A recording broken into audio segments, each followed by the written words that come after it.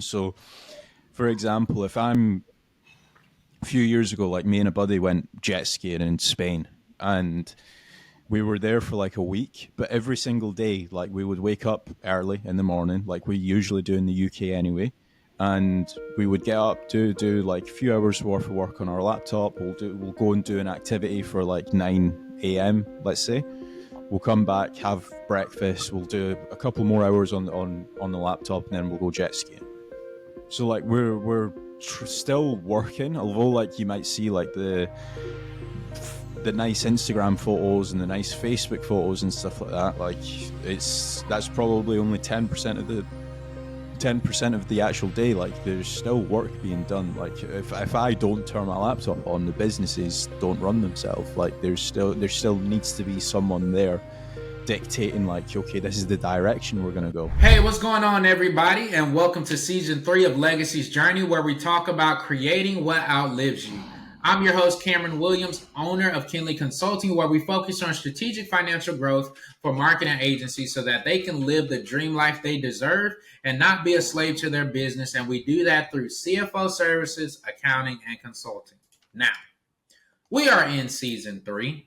I know some people now. I can make some requests. Y'all, tell me who I need to be talking to. And so, I have put out this little request. I'm like, I need people who know about like Google ads, YouTube, TikTok, all of that. Like, tell me who do I need to know? I need to know these people. I need to talk to them. I need to give the people what they want. And so one of those people was my guy right here, Kazra. And so, ladies and gentlemen, welcome them to the podcast. Tell us what's going on. Thank you for being here, but tell them your name of the company, and what you do. Thanks for having me. So my name is Kazra. I'm involved in a variety of different companies. The one that would probably resonate with a lot of people would either be Searcheroo or FatRank. The other ones I'm involved with is like the Masterminders and stuff like that, which we'll probably talk about later in the video.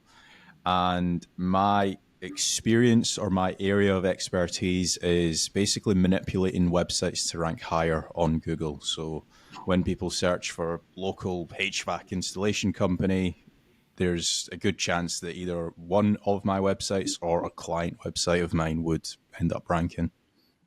Okay. Now let's tell people some of the stories. So tell us a little bit about like how you got started, childhood, and how we kind of transitioned into you being one of the best. Yeah, so a lot of failures along the way, I would probably say. So a lot of people think, oh, I'm going to go and set up a business tomorrow, and it's gonna end up earning me tens of millions of pounds. It's not actually the case. Like there's a lot of things that you need to learn along the way, whether it's sales, whether it's marketing, whether it's ad copy, whether it's Facebook ads, whether it's how to convert traffic into actual paying customers. So there's a lot of things that I've failed on over the years. I'm quite glad that I've failed on it because I feel like I'm still at a young age. So yeah, there was a lot of things along the way that I failed on. Like I remember maybe about 7 years ago now, I tried setting up a website design agency, and I thought at the time I had to first of all get the clients, second of all convert those clients into actual paying customers, third actually create the website for them, and then fourth deliver the website. I thought I had to do all of that myself, and it's not actually the case. Like I didn't know anything about outsourcing and hiring staff and nothing like that. So yeah, along the ways I have learned a lot, I would probably say. Okay, cool. So tell us a little bit about now as you've grown your business, right? You've seen how long have you been doing this? Probably for like 10 years now. So then you've seen a lot of changes, a lot of trends, a lot of stuff come and go. Kind of talk us through how when you first started 10 years ago, it was like this versus now it's changed to more fill in the blank. So I would probably say the biggest thing that's changed for me is, especially if you're trying to like take yourself out of the business. Like a lot of people, the whole purpose of being an entrepreneur, for me anyway, is being able to do whatever I want whenever I want. It's never about like working 29 hours a day, right? Now, although that being said, at some point you will need to put in 29 hours a day. Like there's just no denying it. But I thought when I first started out, like, oh, I don't need to hire any staff. I can do this all by myself. Um, I don't need to get consultancy with like fractional CMOs. It's just a typical arrogant thing that you think, or maybe not arrogant. Maybe I was just a little bit more naive. I would probably say so. Just being naive and thinking you can do everything yourself, and it's not actually the case. Like sometimes it is good to tap into people that have been doing it for like 5, 6 years and say like, hey, you've got 70 staff. Like, how have you scaled out to 70 staff? Or somebody else might have spent £4 million on Facebook ads, right? Somebody that spent £4 million on Facebook ads, they're going to be getting an ROI. Like, that's the type of person you probably want to speak to because they know a thing or two about Facebook ads. So I think the biggest thing for me that's changed over the years is just asking people. Like, you would be maybe not shocked, but you would be surprised in knowing how many people are actually willing to just open up, whether it's like listening to a podcast or going to like a conference or attending a mastermind, for example. So surrounding yourself with the right people, I would probably say number one. Asking the questions, like if I'm stood next to somebody or stood opposite someone that has scaled out to £4 million in revenue, or maybe they've got 300 staff hired, there's probably going to be a few things that they know that I don't know. And I'm not arrogant anymore, in the sense that like if they've done it, like I'm just going to be like, hey, what have you done? Like, what's your hiring process looking like, or what's your training process looking like, or what's your churn rate? Like, just asking questions like that, and you would be surprised in knowing how many people would actually just open up. Okay, asking for help. Okay, cool. Now start us back from, so staying in this kind of same vein. So when you started, kind of Mhm. what were your services versus how have they evolved over these 10ish years to where you can now help people in the manner that you do? So walk us through that. So I started off as trying to sell like PBNs and website designs and stuff like that. So like just being like a web developer. And at the time, well, a lot of web development agencies still now to this day they only charge like a one off in the UK. Like I don't know what it's like in America, but in the UK, a typical agency would probably charge anything from like £3,000 to £4,000 for a new website, and that would kind of be it. There wouldn't just like be like a reoccurring revenue stream. So like Cameron would come and ask me like, "Hey, I want a new website." I would charge him 2, 3 grand, and then that would be it. I would never hear from him ever again. But the whole thing is like a lot of websites or a lot of businesses that want a new website, they also want higher rankings and also more leads and just generate them more revenue as a business. So then I was like, okay, well, what's this SEO thing that people are talking about? Like, I'll go and learn that. And obviously, that also wasn't easy by any means. That's like a completely different trade to like web design and web development and stuff. Um, but yeah, like it's I say I've learned SEO. I've definitely not, because I'm still learning to this day. Like anybody that says I know SEO, complete bullshitters. Like there's algorithm updates that come in. There's things that happen to websites, whether it's a website migration, whether it's like a multi-language website, whether it's an e-com store. There's all of these different algorithms and all these different patents that just nobody knows the full ins and outs to it. But you can obviously generate a consistent like you can generate a consistent revenue stream for a local business very easily, especially if they're trying to rank for like easy to rank keywords like HVAC installers or dentists near me or whatever. So by learning that, I was then able to not just only provide like the web design side of stuff, but I can also provide like the SEO, the monthly reoccurring revenue stream side of stuff as well. So they're a much longer AOV. So the average order value is like way higher because they actually stay with me a lot more. And also the lifetime value of a client's a lot more as well. Because if you think of it, a typical web design agency, they might only charge 3, 4K for a website. But if you can also bolt on SEO to that, you've then got maybe a client for the next 2, 3 years, let's say, or maybe even longer, maybe even 5, 6 years. And obviously they just spend a lot more, which means that when it comes to your marketing efforts as well, you can spend a lot more acquiring a customer. Because again, if I'm, let's say, if we're competitors and you only do the web design, right, and you know, okay, I need to get, or a new website for you might be 3K, but I know on average my customer might spend, let's say, 12 grand with me. I could happily spend 5K on Facebook ads acquiring just that one customer, or that, or on PPC, for example, as well. So evolving into not just one quick deliverable, which still has value, but how can I more holistically help you? I need to switch it to this. Mm-hmm. Super smart. Okay, now let's talk about let's keep going here. So one of the things you mentioned was like asking for help, getting mentors. How do you think that that's really changed you? Because I think a lot of people, to your point, like, no, I can figure this out. I got it. Like, I'm smart. Like, I'm, all of that. But I can even say in the growth of our business, we just had our best year last year. And it's because I went to a very specific coach. He had a very specific plan for me. And I think we doubled our revenue from, we may have doubled our revenue from the prior year.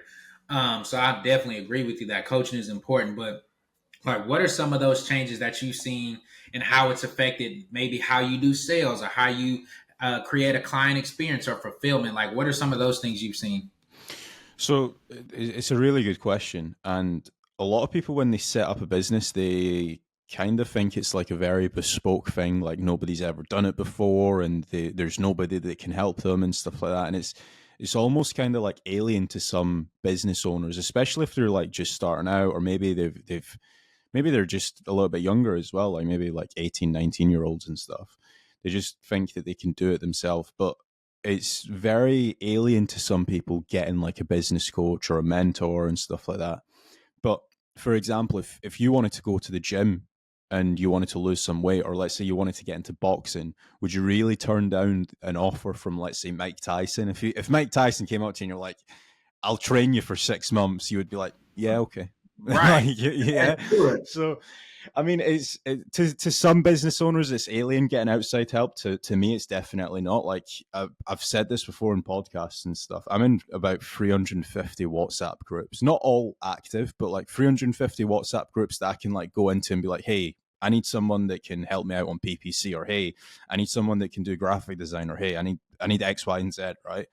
Um, so like just being able to have like all those connections can definitely help. It can definitely fast track a lot of failures. Because again, if you think of it, right, if you're trying to set up, let's say, a PPC agency, and you go to someone that's already done that, and or maybe they've actually sold their PPC agency, they would be able to tell you exactly how much you should be paying for clients, exactly how you should be onboarding clients, exactly what type of people you should be hiring, what type of marketing materials you should be using, what type of ad copy you should be using in your ads. They'll be able to fast track so much. Like, a lot of people think, okay, I'm going to run some Facebook ads or some PPC and I'm going to get some clients. But if you don't know the lingo that people are actually speaking, it's going to be really hard, and you're going to burn a lot of money on failed ads. For example, like if say, for example, if I'm trying to acquire a client for, let's say, dentistry, right? If I'm not talking in their specific lingo, and they can understand and resonate with my ad, there's just no chance that I'm going to be able to sign them up as a client. There's just no trust. It's clear as day when somebody tries to pitch you something or sell you something, especially if they don't know the actual offer and the benefit for your business. Like, if I just came to you and said, like, hey, Cameron, do you want to spend 5 grand a month with me on SEO? And you're going to be like, no, not really. Like, what value is it bringing? But if I came to you and I said, like, hey, Cameron, I'm going to guarantee you 15 new inquiries every single month. Out of the 15, you're going to be able to at least get, let's say, £2,000 a month from them. Now, would you be able to spend 5 grand a month with me? Then you're like, well, yeah, I definitely could. So this is what I mean. Like, if you speak to someone that's actually been in the game, like speaking to somebody like Cameron, for example, somebody like myself, they're going to be able to fast track a lot of your failures. I definitely agree with that. I love this. Coaching and mentorship can fast track your success and speak in your client language. I love that because that is super important to success in general. Let's go here. So, okay, you're running ads for people, helping them rank higher on Google SEO. What are some of the common mistakes you see people already doing before they come to you? So, hey man, I think I need some help. I don't know what I'm doing wrong. What are some of these things? Really good question. So, a few things. You could get the best traffic in the world, like you best cheapest traffic. Let's just say it's the ultimate scenario. You're paying £1 and you're getting 700 clicks through to your website, and it's all people that could be interested in your product or your service. If your CRO on your website's like pretty bad, like if you don't have trust signals, if you don't have testimonials, if you don't have case studies, if you just don't have any of that, there's just no public facing value of your brand online. There's just like it's going to be like really hard. Don't get me wrong, you're going to be able to convert a few people into being customers and stuff like that, but why not just set up like the things correctly? Like why don't you do, for example, a load of case studies and upload them to your YouTube channel? Why don't you have reviews being published to like your Google business profile? Like just simple stuff like that. And I know that this, I'm probably sucking eggs here, right? But so many businesses just don't have proper bona fide case studies where they've done like a really awesome job, for example. They've just not even got it on their website. Like I always say this, you could be the best brain surgeon in the world. Like you could have went and studied at Harvard. I don't even know if Harvard does brain surgery, but let's just go with it, right? You can go and study at Harvard and become the best financial advisor, right? I know they do finance. But if Google doesn't know who you are, if there's just no case studies screaming and shouting about you, if there's no press release, for example, mentioning you, Google doesn't know who you are. Like you're not even going to rank anywhere. And even if you do rank, there's just no any like bona fide awards, nothing like that. It's saying like Cameron's the best brain surgeon in the world or Kazra's the best lawyer in the world, right? You need all of these dots to be able to actually connect them all together. Because not only that, let's say somebody actually does hear about your journey, right? Legacy's journey, right? If somebody searches like your brand in space like reviews, for example, or testimonials, you want other websites mentioning how great you are and how like amazing you are. If you've just got nothing like that, if you've not got a podcast, if you've not got a YouTube channel, if you've not got a website, no one's going to know about you. So the power is in marketing and also being able to control what other people are saying about your business or your brand. Okay, so you heard that here. You don't have no case study. You don't have anything even showing how great you are for there to even get a ranking. So you have to do that. Now, what would you suggest? So, okay, like I can think of myself. I'll use me, I'll be the guinea pig. So we got plenty of case studies where we've helped the client save over 50 grand on taxes or gave them clarity. Mm-hmm. How would you help the business owner to frame that so it does rank the best? Because I can say case study, but if it sounds boring, I mean, still ain't nobody gonna read it. So, what have you seen kind of works in So the best way to present that? in that case, right, I would probably be like doing a little bit of a deep dive and saying like, okay, is there what industry was that person in? Was that industry or was that company that you saved 50,000 in taxes for? Were they, let's say, a plumbing business, right? Because if it was a plumbing business, you could make that case study specifically about plumbers, right? So you could do like, let's say, a 2,000-3,000 words write up like this is what we done. And also another thing about case studies as well, this is where a lot of business owners they don't like to give away too much, right? But if you can give away literally everything that you've done from A to Z, right? A lot of the businesses that would do it themselves, they would have never been your client. And a lot of the businesses that read it and they're like, yeah, this guy knows his shit, they're just going to end up hiring you, right? So if you can potentially like angle that as being like, okay, this was a plumbing business. We saved them $50,000 on tax. We set them up a LLC in Wyoming, let's say. I don't know what you done, but we done this. We set them up a business credit card. I don't know fully what you've done, but if you can list all of these things, right, and then you can actually just send that case study to literally every single plumbing business in US, and you can be like, hey, this is what we've done. Take a read. Let me know what you think. That's just marketing material in itself. And that's organic. That's not even you having to pay for something because you're just sending it to them direct. So Exactly. now, when you add what you're talking about, what are the types of results that they're expecting to see? So, yeah, I BM this to 200 people. How do you make this better? You say, Yeah. So like stuff like that, it comes down to like the search volume of keywords. But again, I'm going to assume like accountants for plumbers in US that would get a lot of searches. So like being able to like rank for stuff like that and actually having like the actual bona fide case studies, it just makes it a lot easier for Google to actually trust your website a lot more as well. Like I'm going to quickly search accountants for plumbers, let's say. We'll do US. So something like that gets actually 600 searches a month, which, I mean, it might not sound like a lot, but if you can convert, let's say, 10 of those every single month, or sorry, 10% of those every single month, that's 6 new clients paying you, whether it's on the monthly retainer, stuff like that. So being able to do the case studies followed up with actually like trying to rank it as well, you're going to be able to get on like a good amount of searches every single month and also be able to close those as well. I like it.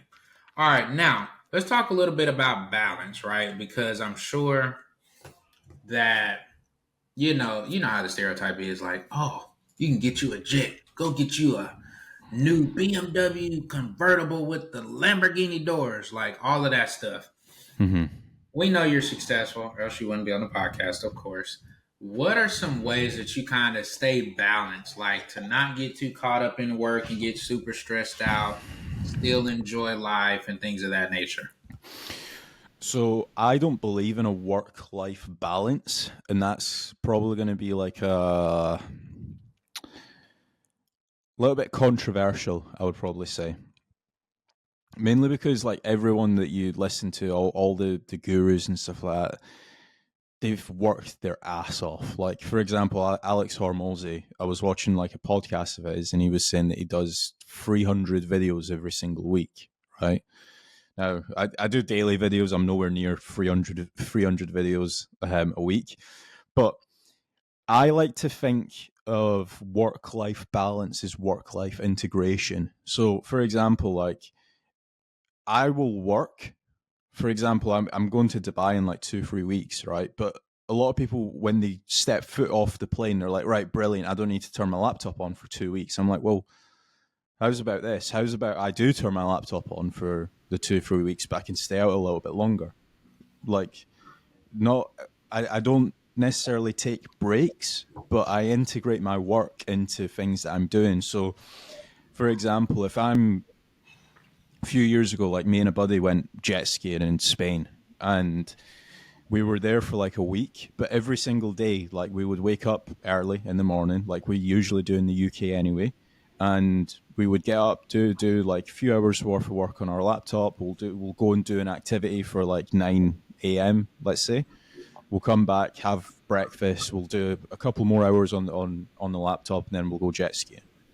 So like we're still working, although like you might see like the nice Instagram photos and the nice Facebook photos and stuff like that. Like that's probably only 10% of the actual day. Like there's still work being done. Like if I don't turn my laptop on, the businesses don't run themselves. Like there still needs to be someone there dictating like, okay, this is the direction we're gonna go.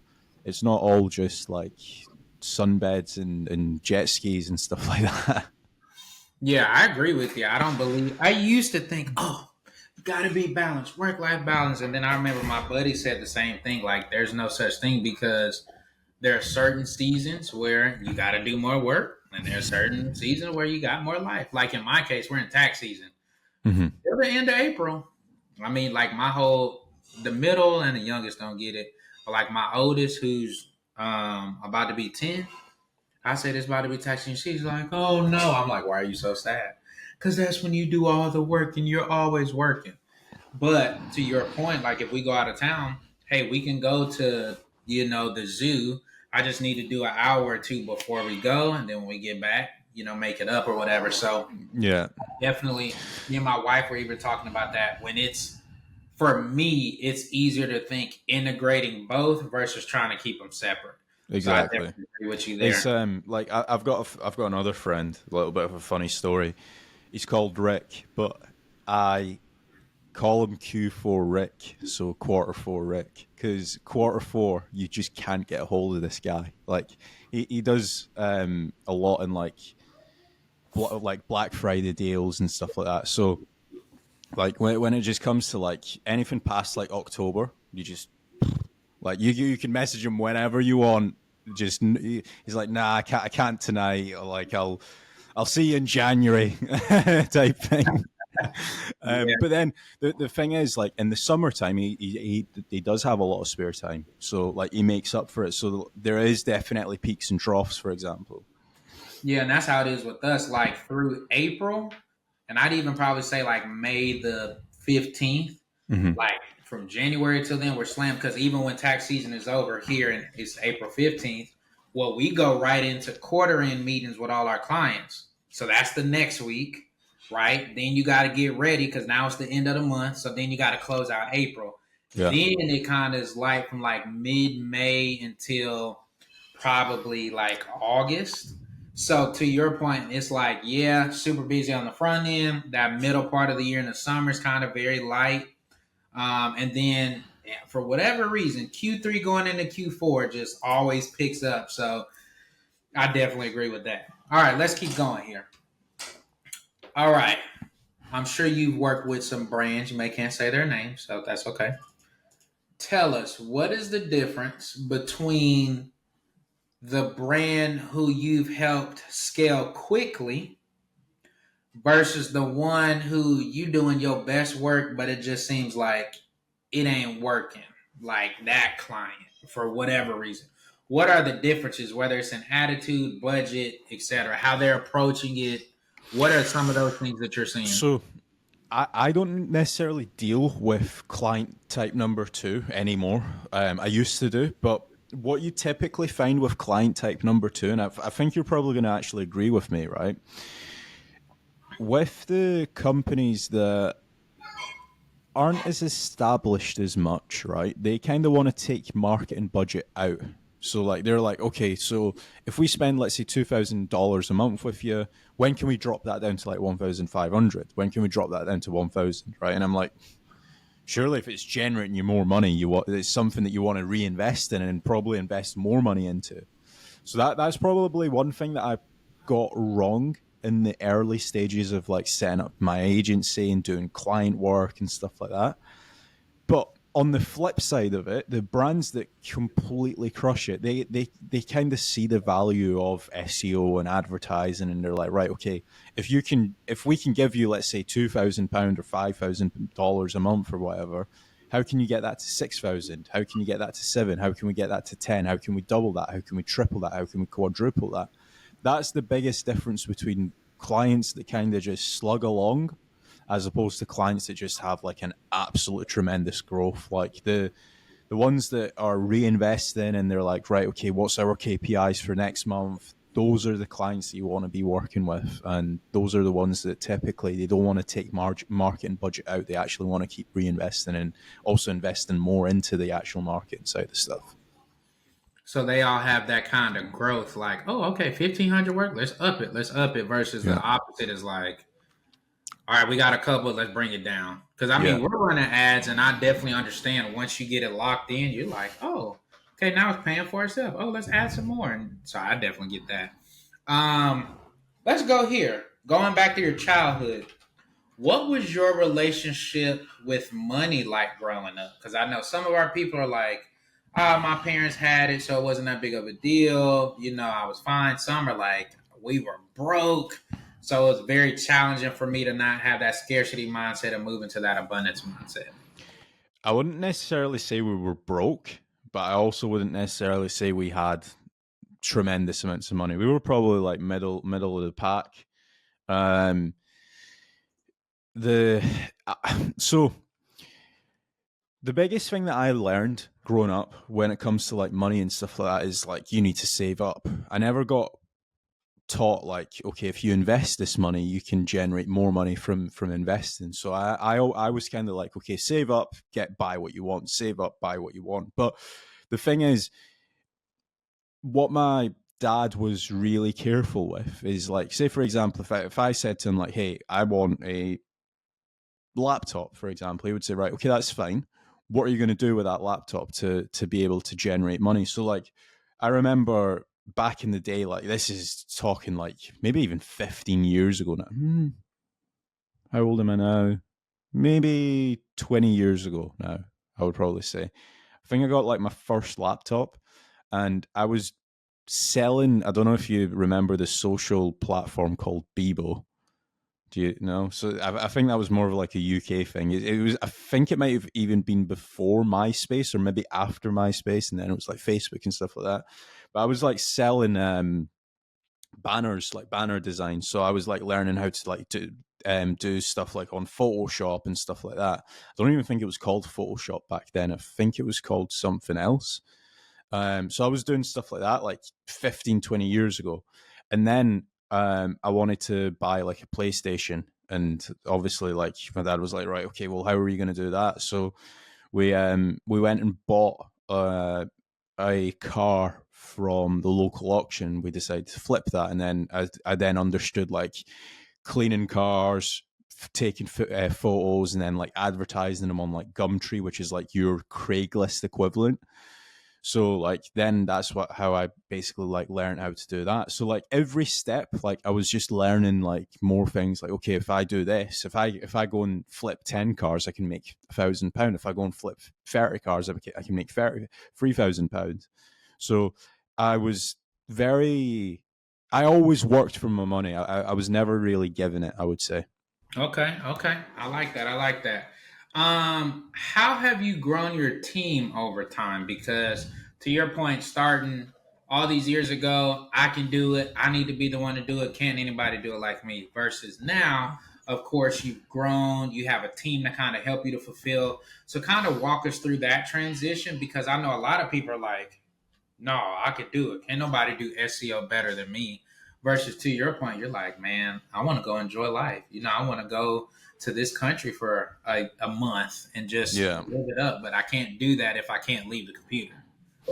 So the biggest thing that I got taught very early on is track your time.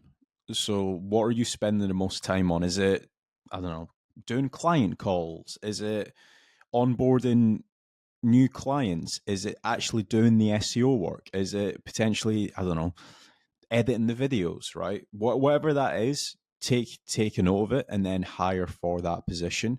And uh, as a side note, you'll probably realize that the person that you hire might not be 100% perfect. They might only be able to do the task at 80% of how well that you were going to do it. But the thing is, if that's the case, then you can obviously train them up to be that 20% extra better. So yeah, just doing that. And again, a lot of people are scared to hire because of that exact reason. Like they always think like, I can do this way better than Cameron can, or Cameron can't do it as good as me. And it's like, well, that's fine, but do you want to completely slave away in your business and just rot? Like that's the ultimate thing. Like if you're trying to grow that business from, let's say, doing, I don't know, 10 grand a month to, let's say, 100 grand a month to doing 500 grand a month, you're going to need that different mindset shift. And it's like, if you think you're going to be able to do it, unless it's like a unicorn business, like it's a SaaS or something like that. Actually, do you know what? No, I don't even think you could even do it with a SaaS. Um, it's very difficult to do everything yourself. You either need to be like an absolute freak of nature, or you need to be really, really deluded to think that you can do everything yourself. I agree with that. Don't be delusional, y'all. I can see why, going back to like what you were just talking about being a kid and money mindset. If you came from where you were broke or your family was struggling, like barely middle class, well, oh, I get to save more. I get to keep more in my bank. But to your point, you got to figure out that how do I integrate this so I can still enjoy life. And my wife was telling me this a lot last year. She's like, hey, don't be that person that makes all this money, but you never enjoy the money you made. You just try to Mm. save it and not do anything with it. You're going to get to the end of your life and be like, all right, let's enjoy it. But you're 70 now, you know? So definitely agree with that. All right, let's do this question. What has been your best investment to date that has produced the biggest ROI for you? I got you. Probably my phone, Okay, why the phone? because I'm able to just network with so many people across so many different time zones. That is a very smart answer. I actually no. Do you know what? So it probably, like, if we were to just look at like money in, money out, it's probably either the MacBook Pro that I've got or the phone, right? But I won't pick the boring answer because like everyone's got a phone, everyone's got a MacBook. It's just how you utilize it and how you use it, right? The biggest or the best investment that I actually done was a trip to Liverpool, which is like maybe 25 minutes that way. But I didn't live here like 5, 6 years ago. This was like 5 or 6 years ago. Um, I was living like near London, so it was like a 3 hour journey to a town called Liverpool, and it was for like a private mastermind. I think there was maybe like 15 or 20 of us there. So there was like a group of people, and that's where I met three of my mentors that I still speak to this day, like 5, 6 years forward now, and one of my business partners, all from that one trip. And if I'm being honest with you, it got to like 25 minutes into the trip, like me driving from like London to Liverpool, and I was like, do I really want to make this trip? This is like quite a long journey. And I was like, oh, do you know what? Fuck it. I've got nothing to lose. So I obviously then made the trip. I met my business partner there, and yeah, that one trip completely changed my life. And it like from a money in, money out point of view, I think I only paid for like petrol or fuel to actually get to the location. So it was like the actual expense was technically nothing. Okay. Okay. Let's do this one.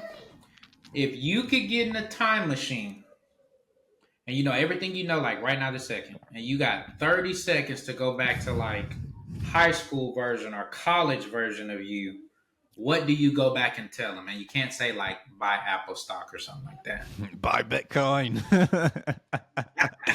um, what would I tell him?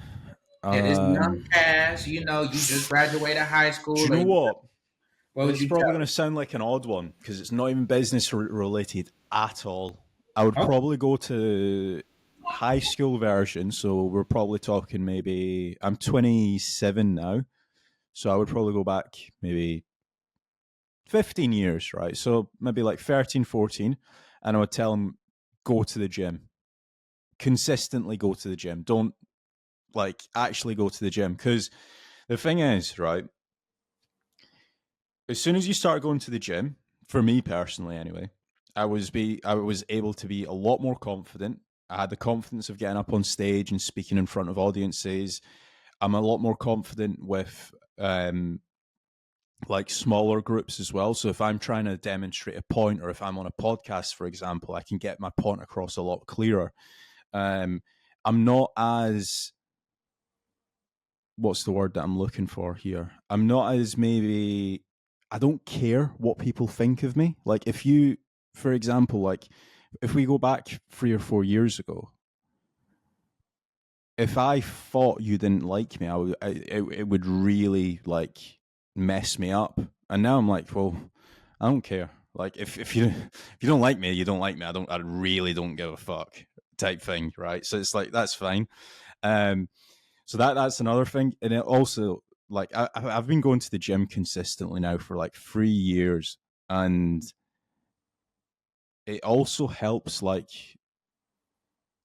when it comes to like dating and stuff like that, because like again going back to like when I was in high school, for example, I would be really nervous, like approaching girls, or really nervous just talking to one. And I'm like, again, if she doesn't like me, that's her kind of loss type thing. So yeah, like just going to the gym, consistently going to the gym, building up that confidence. And I think the other thing as well is like when you start going to the gym, and if you have that goal in your mind, like, okay, I want to get that six pack, or I want bigger abs, or whatever the case is. Maybe it's like chest press. Maybe you want to chest press 100 kilograms, right?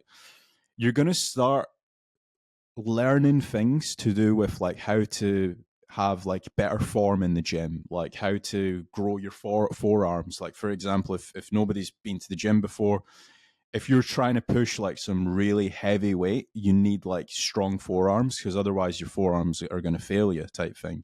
So like as soon as you start like unpacking all of these things and all the like the intricacies, it's very similar to building an actual business. Like it's like, okay, I want a bigger chest. I need to do X, Y, and Z to be able to lift that heavier weight. I need to then, once I've started lifting that heavier weight, then I'm able to get a heavier chest. And it's very similar to business. It's like, okay, I want more clients. Okay, you need to go and learn ad copy, and you need to go and learn how to run Facebook ads, or you need to go and learn how to do SEO, for example. There's all of these moving jigsaw puzzles that you basically learn along the way when it comes to the gym. I just said this like 2 or 3 weeks ago, and somebody was like, "Really?"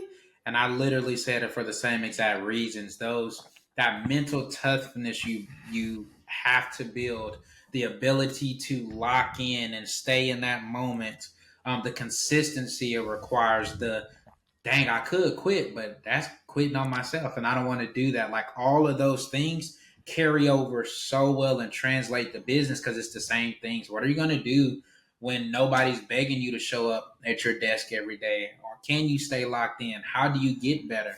So I Yeah, definitely agree with that. it's All right. like just one thing to just to add to that as well is like if you cheat yourself, and or if you cheat in the gym, for example, there's nobody else that you're cheating apart from yourself. And it's the exact same when it comes to business. If you're like, oh, do you know what, I'm not going to look at that client, or I'm not going to send that email, it's like, well, that's fine, but you're the one that's impacted by it, nobody else. I agree. And it's like you said, and see, I do CrossFit. So, it's a lot of like, 10 burpees, 10 pull ups, 400-meter run. Well, you could cheat on a burpee. You can not stand all the way up, or you can do 8 just so you can try to beat the next person. But to your point, like, what does that say about you as a person? Mm. That you're willing to cut corners or not just build up the proper stamina to be better. So I agree with this. All right. Last thing, and then we're going to let you go. What has being a business owner taught you about yourself as a person, like as the person? Okay. Yeah, yeah.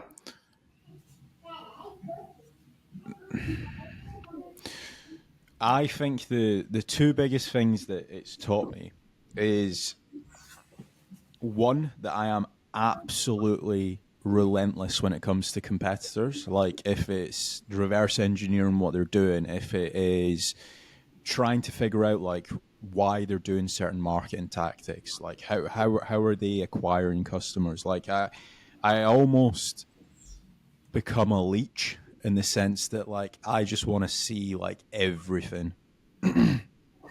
So that's one thing that is caused, not caused, but it's one thing that I've learned. The other thing as well is that it's probably it's not as easy as what I thought it would be. Like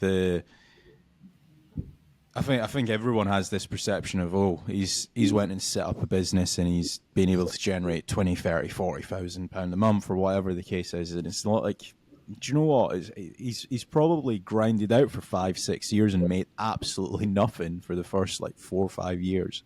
And now he's started to actually get the benefits. So I think from the very early on days until now, I was probably very naive and maybe not as respectful as I probably should have been to actual business owners, because it's really hard running 10 members of staff. It's really hard being able to go away on holidays. It's really hard hiring staff and firing staff as well. Sometimes you need to do it, but I think that's probably the two biggest things that I've learned about myself. Very competitive, and it's not as easy as what you think it is. Okay. I like it. All right, let's wrap this up. So notes. This is Cass. Rank and hire on Google is his main thing, but what you have to understand is that coaching and mentorship can help fast track your success, and make sure you're always speaking in your client language. That will help you to rank higher because you're talking to a specific person with a specific problem. What are some of the things you may be doing wrong currently that are not helping you to rank higher? You are not having like any case studies how you help that client, and you need to not be so scared that if you tell them everything, oh, they're not going to want to hire me. Well, they probably wouldn't have hired you in the first place because they would have been cheap. But the people who would are going to recognize, hey, this guy knows what he's talking about. So let me reach out to him. And then I love this part. We got stuck on here for a while. I don't believe in work life balance, it's work life integration. Figure out a way to incorporate both so that you can enjoy it and enjoy the fruits of your labor in real time versus trying to put it off or wait and things of that nature. So, with that being said, Cass, tell them if they want to work with you, how do they reach out to you? How do they get in contact with you? Yeah, so working with me, you can check out kadradash.com. I've been lucky enough to be able to just get everything, so just follow me or search me up anywhere. And if any of you guys are in the UK, I'm actually hosting a conference as well. So themasterminders.com. You can get tickets. We've got some brilliant speakers, some actual mentors there as well. So it's 1 day conference, 1 day mastermind. And the whole purpose of setting that up is because I actually want people to grow and further their actual business careers, because there's a lot of people that end up quitting, and they end up quitting too early. So literally just before they're actually able to see success, they actually end up quitting and they end up stopping growing their business, or they're like, actually, this is too hard. So even if I can get 5 people out of the 150 attendees messaging me in 2-3 years time saying, hey, that conference completely changed my business or completely changed my life, my job's kind of done then. There you go. All right, well, guys, these are the type of people we want to bring on here. People who are doing it at a high level, know what they're talking about, and actually care and trying to balance everything. And they're not just money, money, money driven, but how can I do that and still give back or bridge the gap or leave a legacy? So, hopefully, you guys learned something from this episode. If you have, make sure you comment, hit the like button, subscribe, share this with a buddy. Until next time, we're going to bring you more great guests like this for season 3. You guys take care of yourselves. Peace.